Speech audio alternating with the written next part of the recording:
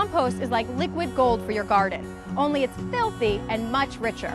With a little patience and the right combination of ingredients, you can make your own compost in a few simple steps. Let's get started. Compost is nature's perfect soil. It improves structure and fertility while slowly releasing nutrients to the ground. It's also free, easy to make, and good for the environment since chemical fertilizers aren't necessary. Studies also have shown that composting can divert an average of 700 pounds of material per household per year from the waste stream. Compost really is a natural form of recycling. Plants love compost because it improves soil structure and stimulates root development. The organic matter in compost provides food for microorganisms which keep the soil in a healthy, balanced condition. Avid gardeners have long understood the value of compost and its wide-ranging benefits. Composting may be dirty work, but the upside is you won't have to dig deep in your bank account to make your own compost. Fancy bins and additives aren't required, and most of the ingredients are at your fingertips. To get started, decide where to grow your compost pile. Take a good look at your landscape and choose a level, well-drained area.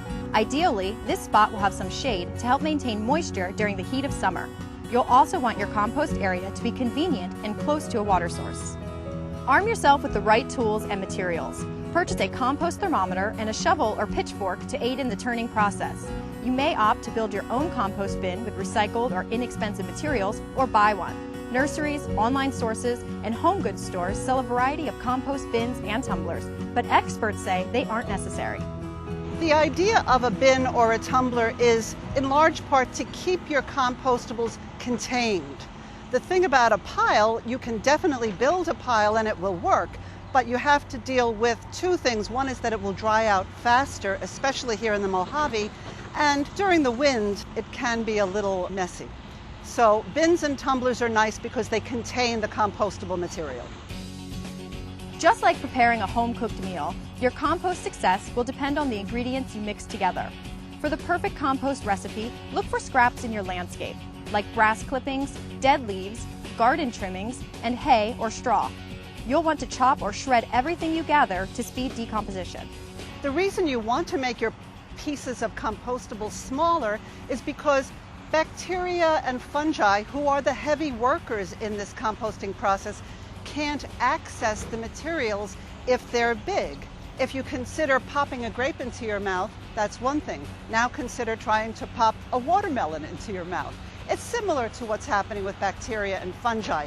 The more edges you can provide them, they get to the material through the edges. The more edges you provide them, the faster they can break stuff down. It will work no matter what. It's just the rate will really be different. Next, turn to your kitchen. You can put all sorts of food waste into your compost pile, but there are some notable items you want to avoid. Pretty much anything that is a vegetable material can go into your compost. Certainly not noxious weeds and not Bermuda grass, but other than that, anything that is in the refrigerator that you forgot about, a bag of salad that somehow got forgotten and you pull it out and you look at the bag and you say, what in heaven's name was that? Well, think of that as being pre-composted. Almost any vegetable material, lettuce, spinach, potato peelings, apple cores, all of that. In other parts of the country, people are encouraged to put in eggshells, but we have lots and lots of calcium, so it's not a burning issue for us. It doesn't hurt, but it's not necessary. What you really should not put into a compost is anything that is meat, fish, or bone. And that's because, well, bone takes forever to break down, and meat or fish, you are going to attract many of your neighboring cats and dogs and heaven only knows what else, and it will smell, and that will not make you popular with your neighbors. Now that you've collected all the ingredients for your compost pile, it's time to make it. Make sure there's something at the bottom that will permit drainage from all the moist materials that will be added to the pile. This can be straw, loose soil, or anything that will keep the bottom of the pile from becoming a smelly, swampy mess. Next, create layers of brown and green matter and alternate them, much like baking a cake. Don't assume brown and green refer to color. Anything dry, crunchy, and lightweight is brown, whereas ingredients that are moist, dense, and heavy are considered green.